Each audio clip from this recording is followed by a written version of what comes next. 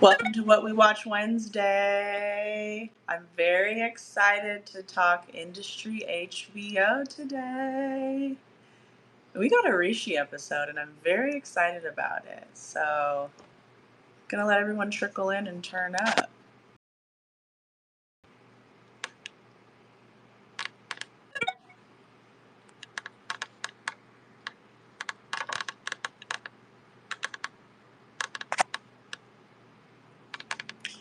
I think I just saw Rishi join. Someone with Rishi's Avi. I'm pretty sure it was him, actually.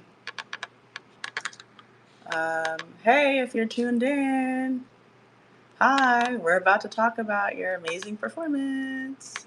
So excited that you joined. uh, hey, Teej, welcome. It's What We Watch Wednesday. The actor that plays Rishi just joined and then left real quick. So I wonder if he's going to tune in later. He's tuned into a few episodes before. But let's get into it. So we are on episode 4 or 3? 4. Yep, 4. And I'm thinking that I really enjoyed this episode. I'm going to give you a couple of thoughts. I really want Tej to share his thoughts because Tej had a very, very strong perspective on this episode. So I just want to say how I felt during the episode. Welcome, Matt. Welcome to the stage. So I'm thinking high anxiety. There was one episode in the first season that was very similar, and excuse me, that one went really intensely. If you remember, that's the one with David Johnson, and I don't think it was Rishi. I think it was another character. Remember the character that died early on, and I forget the name. I should have looked that up. But it felt very similar to that, except this one was special because we kind of really dived into this personal, delve. We dove into this person's really personal life, and we were introduced to characters that we've never even seen before. So it was like the being on the floor versus being at home with his wife and baby. It's just crazy what we're about to talk about today. It's just super crazy. Is Twitter being weird? Matt, you've been like a speaker like 5 times now. Um, so I want to just say that that's what it felt like. It was a very unique episode, but it had some elements that I remember from the first season. I love when we get to see their lives outside of finance because you might think that it's like a little bit less chaotic than it is on the floor, but it never is. It's like way more chaotic than ever. And so, Tej, with that, the Rishi episode, Rishi hit so hard that now I call parlays Rishis. That's what I say. I say parlays are Rishis. Did you put your Rishis in? And I think it's a timely episode because NFL season is starting, college football season is starting, the NBA starts in a month. Y'all are hitting y'all's parlays. And my guy Rishi, if you are on your Rishi, we know what that means. So Teach, talk to us about how you felt initially. Um, First of all, another phenomenal episode. I really enjoyed the episode. I was stressed. I was stressed the whole time, and I thought the Rishi character might meet an untimely end at the end of the episode, the way that it was going. If anyone's ever seen Uncut Gems, those are the vibes I was getting. Obviously, that film is also about gambling. That film was also extremely stressful as you're watching the decision making of our protagonists. And again, as I've said in this room before, this episode just shows how deep their bench is. They have so many people.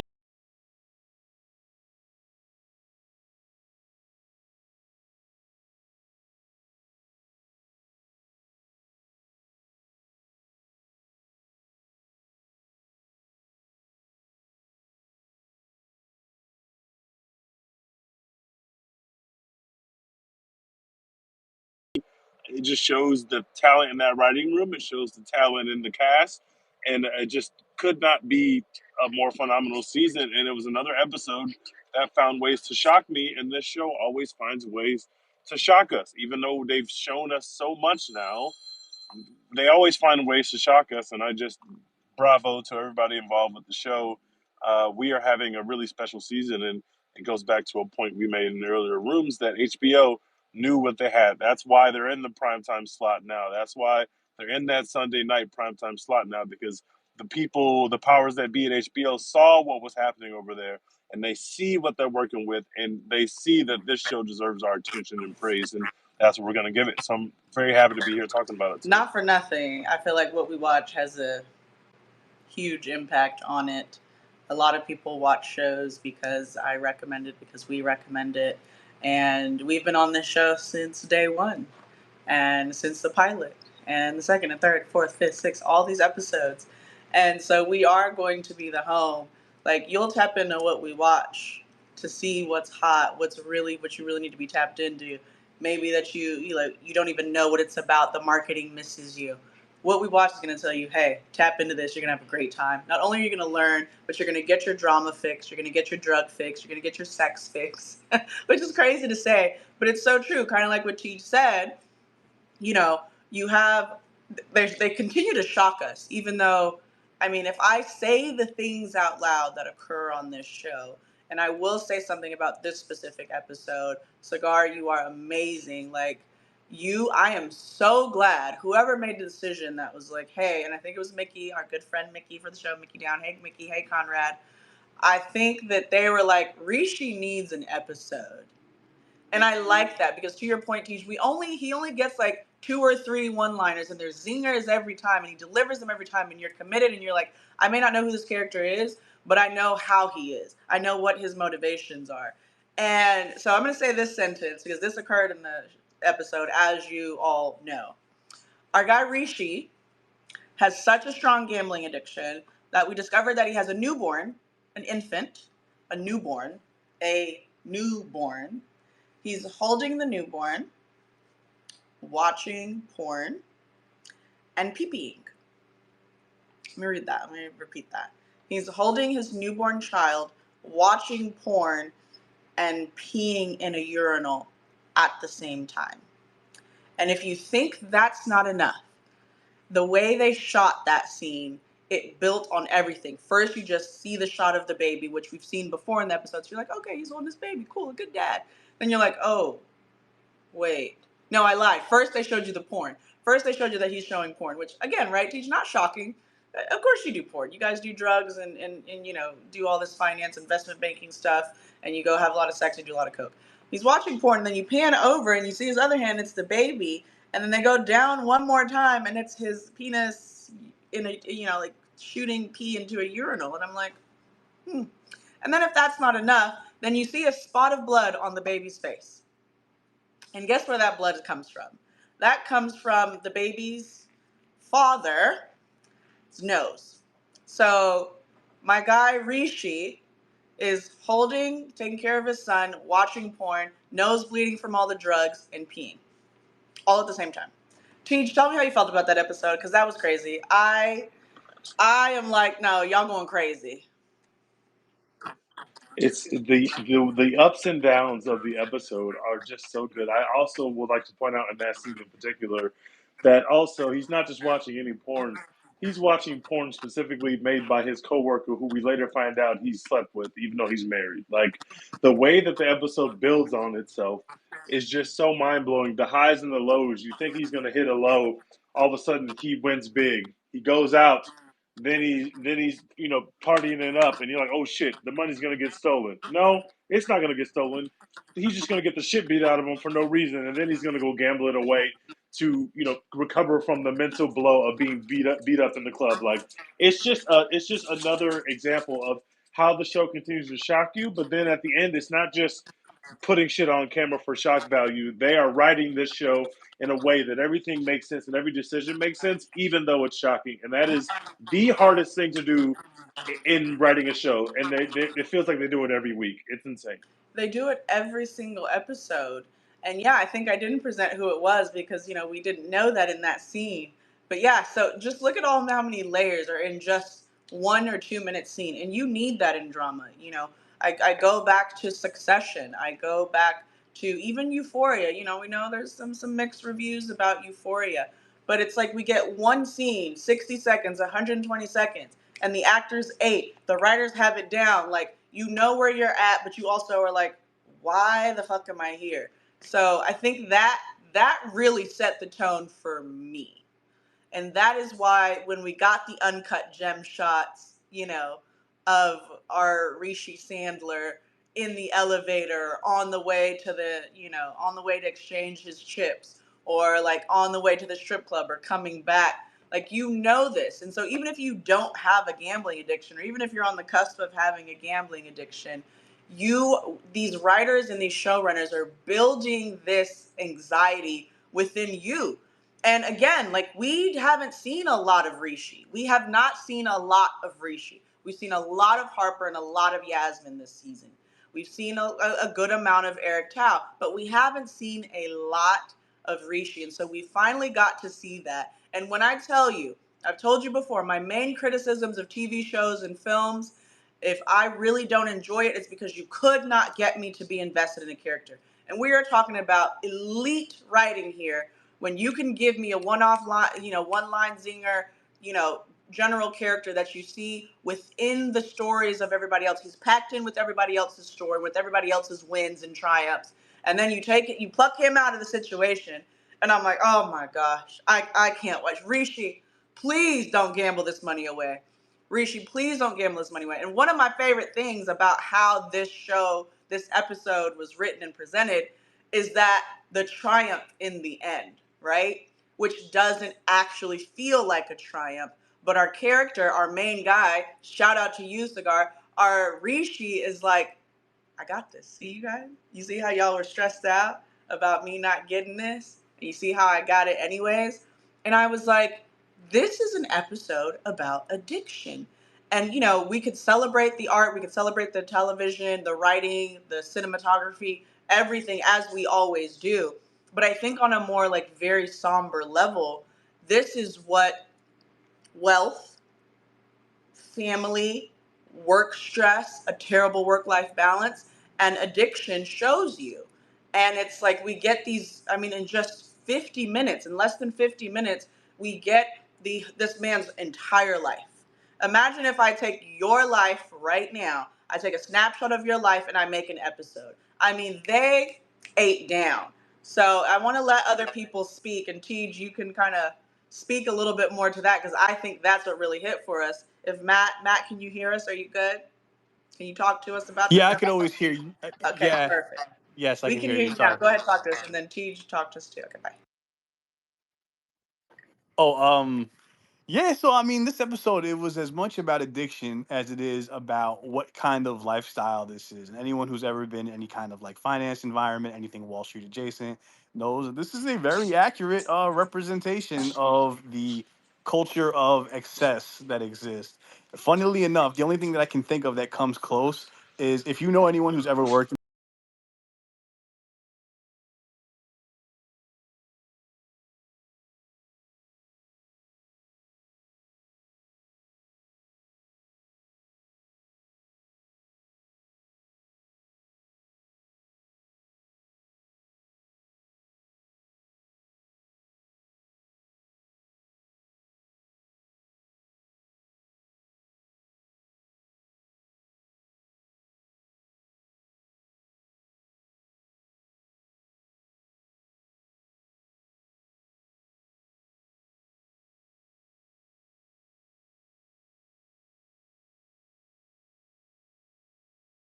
on, and now we have a full-fledged character. But I think what was really the most compelling to me, right, is that I assume that Harper was like the only dysfunctional one. I thought this was going to be about how she tries to mesh her Okay, genius with why her did you dysfunction. assume that? Why did you assume Well, that? because Talk. I'm interested. she's the main. Well, because she's the main character, she's the protagonist. So I thought it was going to be about her dysfunction. I didn't think we were going to get into every other single character being totally fucked up and the entire office being like this, right? So I always assumed Rishi was, kind of an asshole, but I didn't think he was. We were going to. I thought he had money, right? And then to see his bank accounts and his credit maxed out, I was genuinely shocked. I was like, oh, I wasn't prepared for that. I thought he was, he was just an executions guy, and he was just he was fine. come to find out, Harper might not even really be the most fucked up one on the show. She might be, she might be above water compared to the rest of these people. So I don't Turn know. my girl Harper up. Go ahead. Oh yeah, I mean that's just where I am with it. I mean, this was a filler episode, and it felt like a movie. And there's not too many shows that can say the filler episodes are just as good or better than the ones that advance the plot forward. So I mean, I'm just really yeah. I'm still thinking about it. I've watched it twice now, and I think it was just like he said. This is the Sunday Night Prestige show. It is as good. It used to be a 6-man show. Now it's a starter, and it's on its way to all-star level. A couple things. I have a real interesting relationship with the term filler episode. I have a very interesting relationship. My relationship right now is that I understand it on a conversational level, but on an artist like storytelling level, I don't really understand when and how we decide it. However, like again, I understand from a viewer perspective what that means. And so it makes me think of BoJack's episode, Fish Underwater. I watched that episode the other day, like literally like 3 or 4 That's a days ago. fantastic episode. Oh, I'm obsessed with it. I really think we should bring back silent films, silent TV shows, and so I'm going to tie that all in. So when I was watching it, we just followed BoJack into like this film festival appearance that he was supposed to have in this world we've never like we just went into like SpongeBob's world, except it was better with more like fucked up stuff going on, even though SpongeBob's pretty messed up, right? And so we could call that a filler episode, but my goodness, right? Like, was it really a filler episode? I don't know. I think that we get to these points where it's important for us to be invested in these characters in the way that these episodes force us to be. We're coming off of a lot of a decent amount of critique for season 2 of House of the Dragon. Season 2, right? Sure. Yeah. Yeah, season 2. And I just think, this was the time where we were watching, Sunday's House of the Dragon, and it's like clearly getting away from the source material was difficult. But industry HBO, we don't have any source material. You don't really know what else is going on. Like Matt, to your point, you kind of were like, I didn't even think that anyone could be more dysfunctional than Harper. I'm like, my gosh, she's not even supposed to be here. And she's here and she done, big dogged Eric Tao last week. But I think that this episode gave me, like you said, it uncut gems, but it also felt like a movie. And the reason why it felt like a movie is because this is exactly how movies work. And this is what's so cool to me about enjoying these dramas is like we get that 40, 45 minutes, which is like a sweet spot, right? It's like that's still TV, but there's 90-minute films that we're just following one person through their various interactions with these characters that you may or may never have seen before at all, ever. You have no reference for them. For instance, when we meet I don't know his name. I'm not a gambler. I do gamble, right? Like, but I'm not a gambler. And I You mean the bookie? the bookie. Thank you. I was like, I know there's a term. When we meet him, and the writers do so well. I was obsessed with how we met this person because we got to see it through the eyes of who? The wife. Because the wife is like, oh yeah, your friend that you went to school with, right? And then I was watching, like, and he walks in and he's kind of this big guy. So, I think the casting directors went crazy with that because it's like a bookie walking in. Like, you want to feel comfort, but at the same time, a little bit of fear and anxiety because of what Rishi's doing. It was just brilliant. So, through the lens of the wifey, we're like, oh, okay, this might not be who she thinks it is. Like, who is this guy walking up into his house? And she's like, oh, I didn't expect, you're bringing stuff for the house, for the baby. He's like, yeah, just here for the baby. And it was giving very much The Godfather. It was giving very much like, yeah. The Wire, season 2. I'm watching that right now, guys. It was giving very much, yeah, like we're here for this. I was gonna say, can I run some damage control? Yeah. So filler might not be the right term, but it was very much like I don't know if we ever had a the bear space for season 3, right? But I felt like that whole That's where I was season. gonna get. Yeah. Oh, okay, yeah, that whole season was sort of, character delving into everyone's backstory, fleshing out who they are, and them going from on the periphery to like fully fleshed out characters. And it reminded me, the Tina episode stuck out the most to me in the Bear season 3, and I'm not trying to go off on a whole tangent about that, So yeah, but don't it was spoil kind, nothing. yeah, without spoiling it, but it's like focused on one character who we normally don't think about as like one of, like, she has her lines and like she nails them, and then it's like, back to Carmi and whoever else. It was filler. Isn't Just because it doesn't advance the plot doesn't mean it doesn't advance the story. It doesn't make the Right. story richer or better. So yeah. Right. And I think, yeah, no, and I didn't mean to just like, a lot of people say or filler episodes. I wasn't even attacking you in that way, but yeah, I appreciate it. Like, and so I brought up the bear because I love the comparison you made. Like, if you're in the back of a kitchen, right? And it's the same type of high energy and anxiety that industry HBO gets you. You're on the floor. I mean, guys, you know how good a show has to be where you don't know 75% of what happened in the last 20 minutes? They were screaming, book it 1.093, something, something, something, something, something. I was like, I have no idea what's going on, but I'm having a great time. Yeah, you go ahead and book that shit, Rishi. You go ahead and make your money back, Rishi. You go ahead and go get your gambling money and get your ass beat and then get your, like, it's just so good. And the Succession reminds me of that. The Bear too. The Bear I can kind of get. I'm like, I could be back there cooking. Like, I would be a little stressed and I'm a little sensitive. But let me let Tej speak. Go ahead, because I could talk about this episode.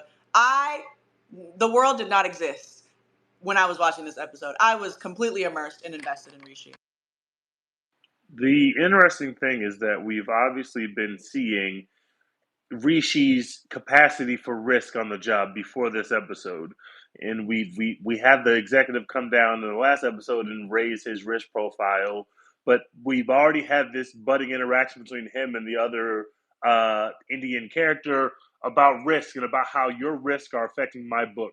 So then we start this episode and we get a random scene where he's talking about horse racing with one of his coworkers. He's like, okay, that's weird. I didn't know Rishi was betting on horses, but okay, cool.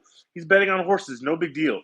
And you have no idea that you're about to enter this entire world of Rishi being like this, both at home and at work, in terms of how he manages risk, how he calculates risk, and the risk that he's willing to take to come out on top. And just weaving that into these little bits of the character that we get, and then expanding on that in such a real, visceral way is just such genius writing. I was enthralled with the episode. I can't get enough.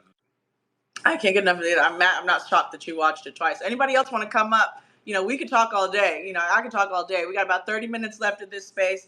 Don't be shy. Tell your friends. We are getting, we are stepping so far away from Harper, but she's still looming and lingering. And I love that.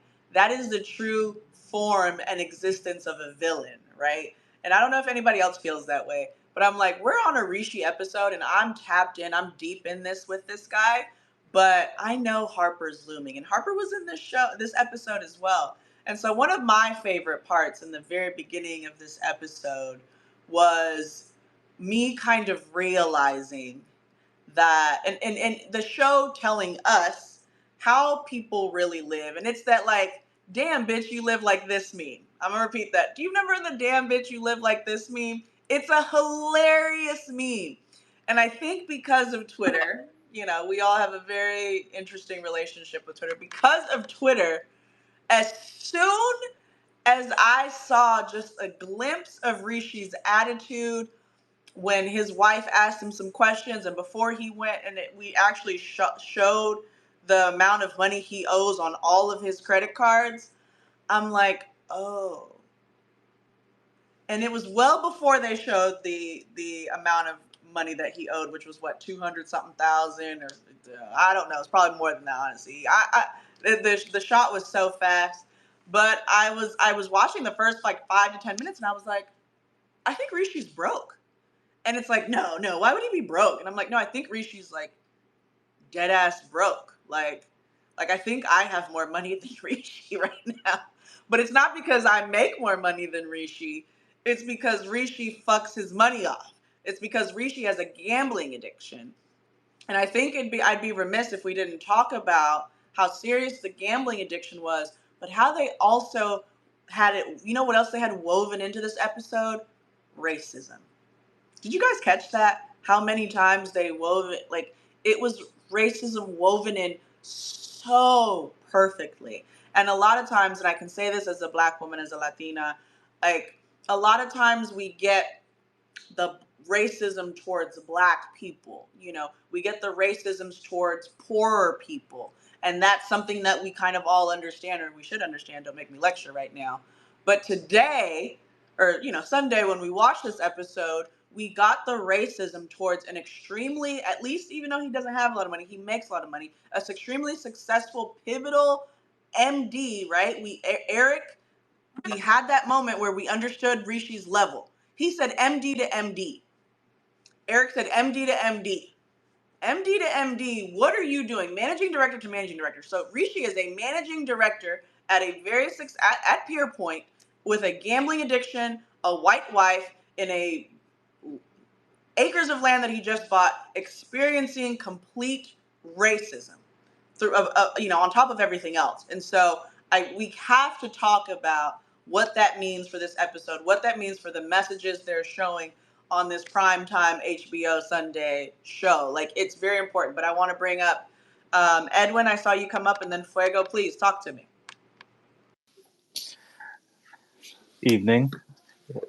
Uh, First, this was a great episode for especially like now we get to learn more about Rishi, and I do agree about the racism in this episode.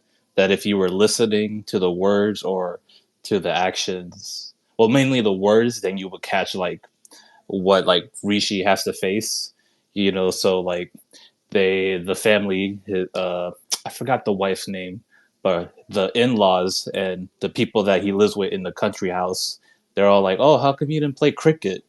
So like it's another thing of like, oh, like a stereotype of like oh, like aren't you supposed to be good at cricket? But Rishi has to lie and play with it because he's like, oh no, I just injured it. And he was like, you never really played. And it's like, so Rishi has to go along with it. And there was a sentence that something that Rishi said when they're like, oh, like the tax rates are gonna go high on the rich people, something to the effect, and he was like, hey, it's gonna affect people like us. And then I kind of like just like squinted my eyes. I'm like, what do you mean people like us? But he's just trying to get close to the top, like show like I'm with you guys. I'm with the upper echelon. So you just see Rishi trying to ebb and flow with his wife's family and the guy she used to date at the time. So I thought that was interesting. And of course, you see like the racism he does with at the club. Like, oh, he sees like the white guy sees his girlfriend dancing with him. He's like, oh, he uses the p word, which I'm not going to say, but like that's like you see like how it goes violent. And then the Egyptian gentleman that Bill Adler brought to the office, so they didn't have subtitles, but later on in Twitter, somebody was able to translate it, and it's to the effect of like, you would be cleaning my house back home. So if you understand South Asian immigration, sometimes they do low level jobs in other countries, especially in the UK. So of course Yasmin's not going to repeat it because Rishi would get upset and then he retaliates, even though he doesn't understand. He calls him Mo Salah, and I was like, all right, dude, it's like this is getting real bad.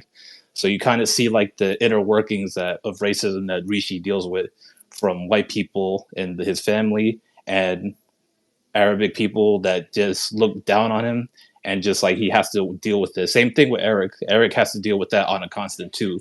But like for Rishi, he just bulldozes his way. He just like I gotta crystallize. I gotta be hard against the world, because if I just try to be a victim, then nobody's gonna listen to me. So I have to be an asshole.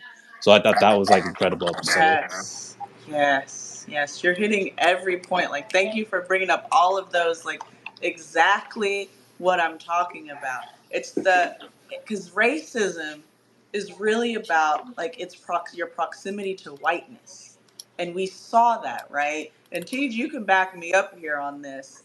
And I love admitting, when I don't know enough about a thing. I think that is the mark of someone that's willing to learn and willing to, be open about things and recognize that, like, oh, there's so much more to this world.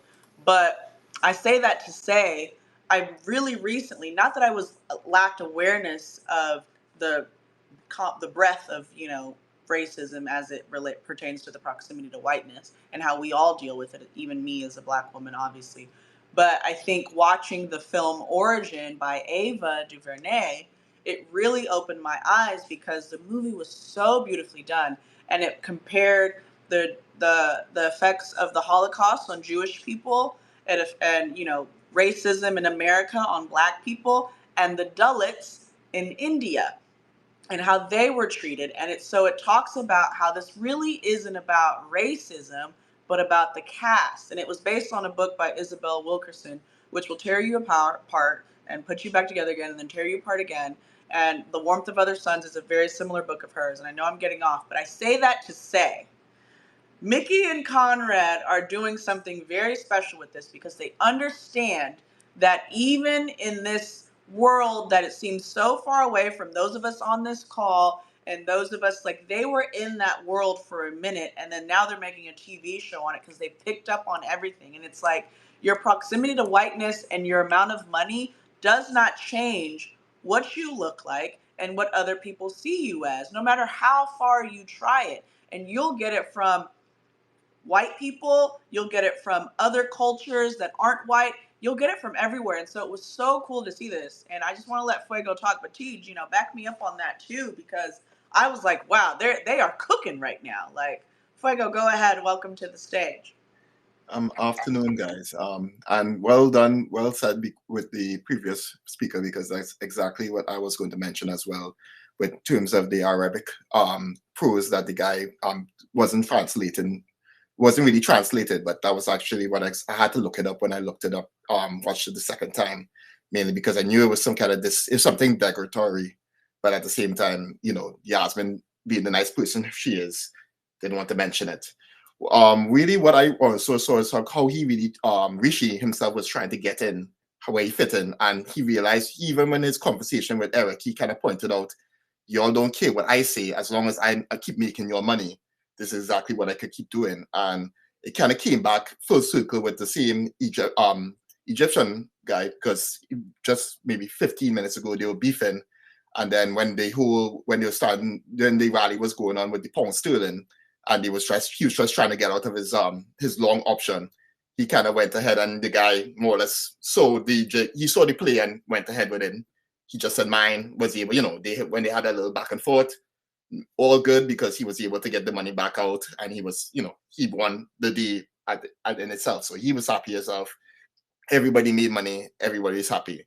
And I just thought that was a very interesting case, because as long as everybody making money at the end of the day, everybody's happy, everybody's smiling and everything. So but as long as everybody's bank accounts are good, they're good. Go ahead. I didn't mean to interrupt you. No, not at all. And plus, also you're very spot on with that. It'll bring us on the Wrath of the Other Son, because I did watch that movie as well, and the whole caste system, that aspect of it really was really great to see. That spin was also really good. Yes. Tej, talk to us. I love the way that y'all are breaking down kind of these, by themselves, without context, these small interactions of racism and also these interactions of these microaggressions. And I also love the point about him saying, "Look, you don't care about what I say, as long as I'm doing what I'm supposed to be doing." And just the way they weave the stuff in with Sweet Pea, who he's having an affair with. Also, you find out that the woman who's leaving the job is actually the one who's been reporting to HR about him. And then she reveals that she heard that he was bad in bed. There's just so much to take from this episode in terms of how we're going to view Rishi going forward. And it's just like, that's incredible stage setting for this character being a larger part of the season. Somebody had to come up the depth chart because David Johnson's gone. It's a loss, but we haven't felt that loss because of how well they've been writing the episodes and how amazing the rest of our cast is. And that is the mark of a good show. Think about your best shows. Think about these 6 or 7 person on the depth chart. Can we have a whole episode about them that you won't feel like, all right, filler episode, let's get back to our protagonist? That's not an easy thing to do, and it's the thing that I'm really stuck on from this episode. I think it's important to note too that we got to get immerse ourselves in the world of Rishi. And I wonder, if they did too well on this. Because now every time I see Rishi, I'm like, how that baby doing? You still cheating on that? Because the layers, guys, the layers. Are you still fucking your coworker and sexually harassing her, which was not a loop we closed. So I expect that loop to come right on back. The woman that that was truly now the sixth, seventh man that Rishi got pushed up, she quit and let him know that I just made up something that you might have said that might have sounded like something you said. Brilliant, right? Because we're watching Rishi, and there's no point at any time that our viewers are like, I mean, I'm going to speak for myself. There was no point I was like, yeah, he definitely said that. And if he didn't say it, he was next to the person when they said it. The VO calf or whatever, I'm not even going to repeat it. That I do have my limits. I'm a degenerate as well, but I have my limits, okay? I have my limits. I'm a sicko, and I can tell you that. But I was like, all right, guys, we're getting a little too far, all right? This is not Black Mirror episode with the pig, all right? We're not doing this right now. So I think that it was so cool to get the layers. He's sexually harassing and having sex with his coworker. He's cheating on his wife. He enjoys thinking about his wife cheating on him or imagining it as long as he feels like empowered by it. It's like one of those things where you appreciate someone liking your partner, but like also they get to like benefit from it. And so that moment where he's like, did you come? Right? Like that moment where he's like, did you come is amazing to me. Like we're really getting deep into how this character thinks and how he works and why he behaves the way he does on the floor. Because our main setting, like when we're in industry HBO, we're on the floor at Pierpoint. And so when we get away from the floor at Pierpoint, you have to keep us connected. You have to keep us deep in this because we are here to see people failing and succeeding on the floor. We're here to see people go at each other, be disrespectful, and then go home and have a drink and then do the shit the next day, right? And so I think what was so cool is that Rishi's personal life mirrors exactly what he does on the floor. There are zero differences. He gets on that floor and he gambles all day. And for some reason, tell me many of you, right? Before we close the space, I want all of you to tell me your favorite scene because there's at least 40 for me in this 40 minutes alone. That's 40, that's one scene a minute. But for me, it was so cool to see. A lot of times you don't take work home. You leave your work and you're like, please don't talk to me about work. But how is work like permeating your personal life, right? Work-life balance. Corporate America always talks about work-life balance. And it's like Rishi definitely gets away from the floor, but he never stops gambling. And he's gotten so bad at it that he's doesn't care about risk at his job, and he definitely doesn't care about risk at home. Because why? Because he always comes out on top. And so you get into this awful, we call it a vicious cycle, right? Like if you've been in therapy ever, it's just a vicious cycle because you have a small win and you justify all the fucked up shit you did that you can go through it again until you completely crash out, which is why I wanted Teach to say what he was going to say about what he thought was going to happen in this episode. But I see Matt's hand up. Go ahead. Yeah, well, first off, the scenes I hated the most were the ones in the country because if you know anything about England outside of London, it really is like one giant homeowners association of a country, right? Like you can't build this, you can't do that. Why is your car here between 4 and 5 p.m.? Like that's really how it is outside of London. London is a great city, but it's also not like as much as it is a character in the show, every time they're outside of it, it kind of just makes me realize, oh shit, it's not all like this over there. But for me, it was the scene in the club, right? And the reason why it was the scene in the club was it was like the height of everything. Like it was as the anxiety was pushed to the max. The scene where he's getting into the fight with the guy who called him the slur, he's beating the shit out of him, and the camera just keeps panning to the blood-soaked envelope of money, a huge amount of money, and we all know what that money means because he's just lost a shit ton of it, right? So you keep thinking, oh shit, is he going to lose the money? He's going to lose the money. He's going to look up and that money is going to be gone. And your heart is racing and you're certain. You're certain that at some point when he finally gets free of this guy's, fist, he is going to look up and it won't be there. But then, shout out to Game of Thrones, subversion of expectations. It is still there at the end, and for kind of like the briefest of moments, you can breathe out a sigh, like a breath of what the hell is this expression that I'm trying to think of? You know what I mean? You can breathe a sigh of relief. There we go. And for me, it was just like I like that level of anxiety. I like that stress. I love the way it was shot because it was dark and the light was, pulsing.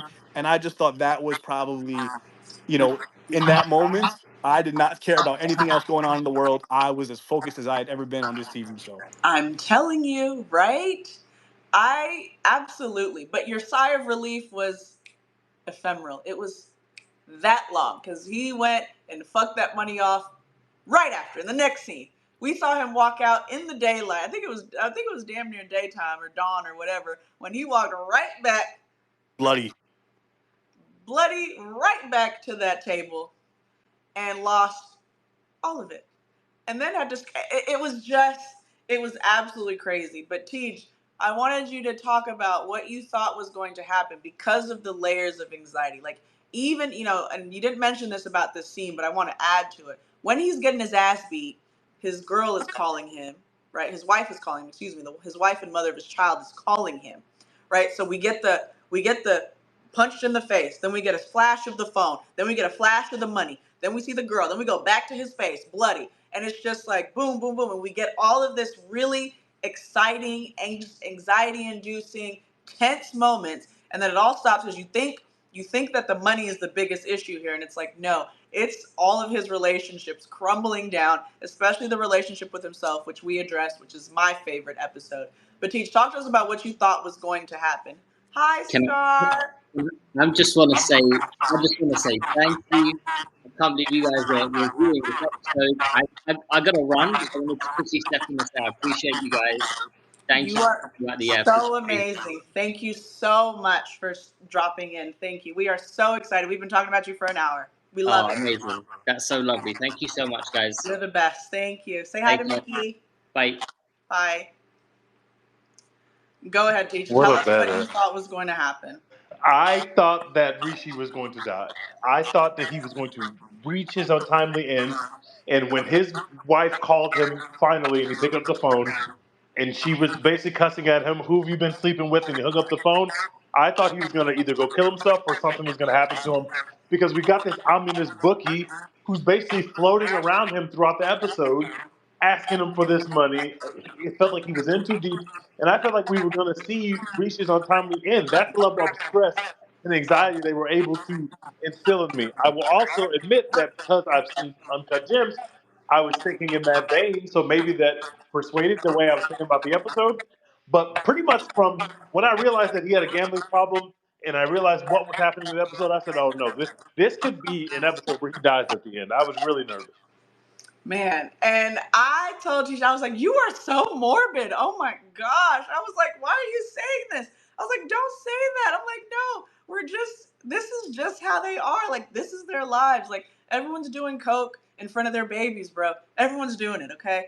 Everyone's gambling $200,000 a day. This is not new. I'm like, no, they can't get rid of Rishi, but if they do, like, that's super dark because again, I told you, I was reminded of the previous episodes in season 1 where they're not afraid to kill people. Okay, so I know people have survived quite a bit and they shouldn't have, but they're not afraid to kill people. We just got someone that got killed 2 episodes ago. All right, Mrs. Was it Anna Gearing? Anna, what's her name? Whatever her name is. She died next to Robert. Okay, so Anna is the one who owns the business that Harper was working for. That's not Anna. I forgot her name. That's not Anna? Oh, yeah, that's right. Anna Gearing. Nicole. Nicole, thank you, Nicole.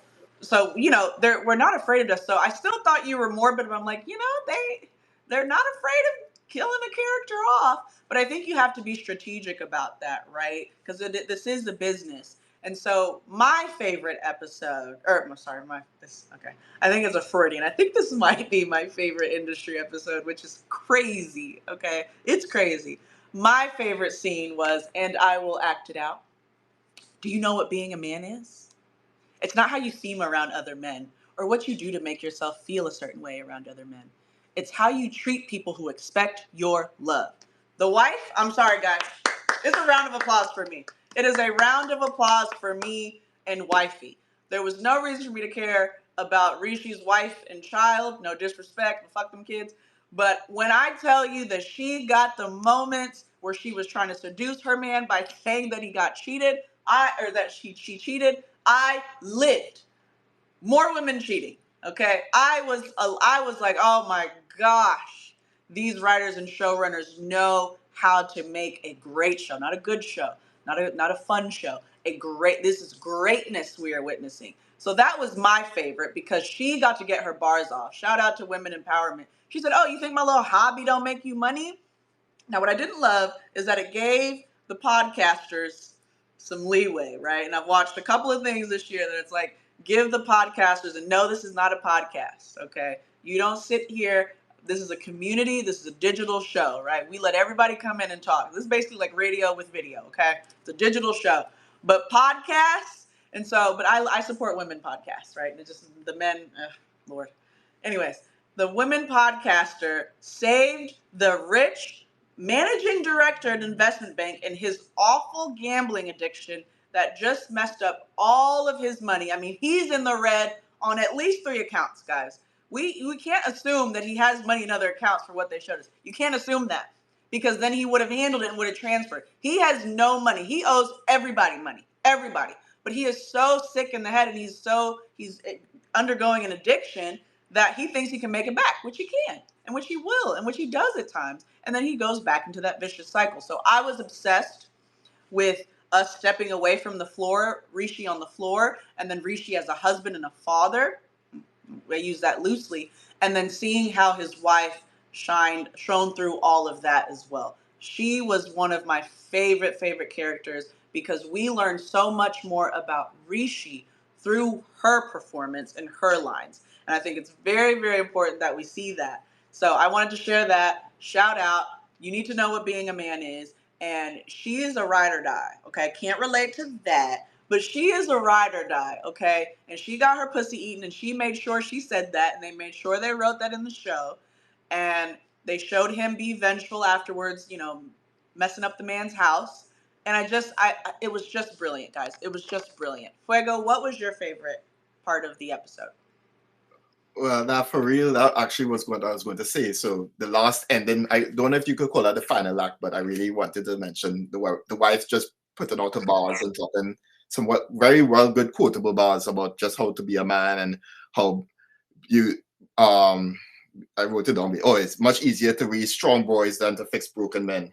And she really just kind of showed maybe I think there was a period of time she mentioned when they were arguing, she was like, "Oh, I thought this was a partnership, and I wanted this to be a partnership.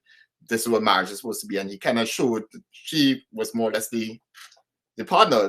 She showed why, her reasoning or the merit why she's there.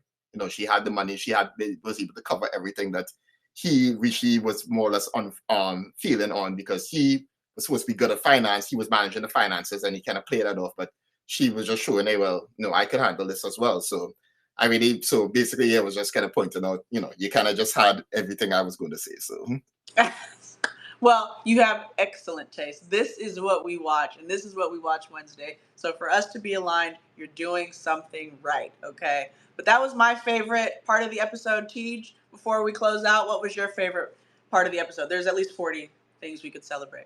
It had to be when he was doing the coke and watching his coworkers porn and holding the baby. That was just such a wild combination of events to be taken part in. And then you get the blood coke drip on the baby. That was insane. That's insane. Tej, why was that your favorite? Because that's so crazy. I could have never fathomed that in 100 years of my own brain. To see that was crazy. I feel like we've seen your tweets enough to know that's not true. I was gonna say he liked that because he was like, "Dang, I could end up there one day." No, I just couldn't believe it. You bleed on your baby. You in a dark place, bro. That means the dark side has won. That was within the first 10 minutes, and we still had way more to go. I think Rishi bled through that entire episode. Did he ever not? He really did. He bled internally and externally that entire episode. I was like, dang. Will we watch? Cut that, because I'm telling you, clip that, because why was he bleeding the entire episode?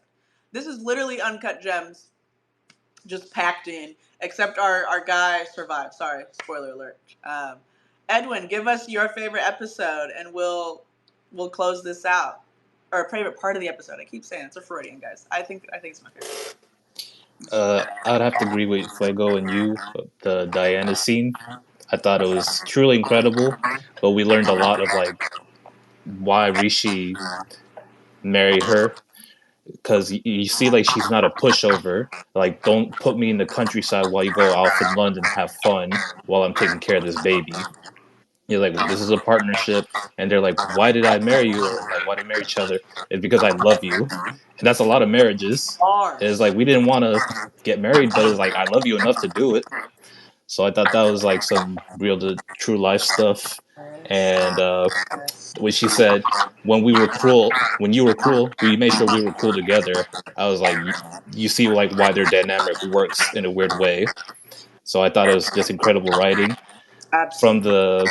the it's easy to raise strong men, strong boys to fix broken men, and then the ending when he goes down on his wife, and he was like, "You didn't think a misogynist go down on a woman?" I thought that was like the ending. I was like, it was a funny like way to end. But I got to throw an honorary mention when Rishi was kind of like trying to convince Eric, and everybody is like, "Hey, take this risk with the Sterling."